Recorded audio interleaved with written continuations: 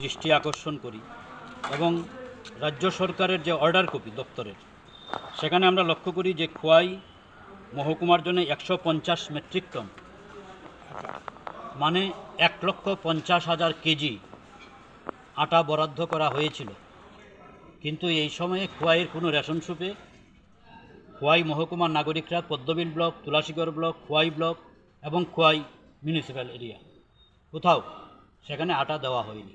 এই বিষয়টি আমরা সেখানে নজরে আনি এবং প্রয়োজনীয় তদন্ত করবার জন্য সেখানে আমরা অনুরোধ জানাই। উনিও আমাদেরকে আশ্বস্ত করেছেন গোটা বিষয়টি তিনি খুব শীঘ্রই দেখবেন।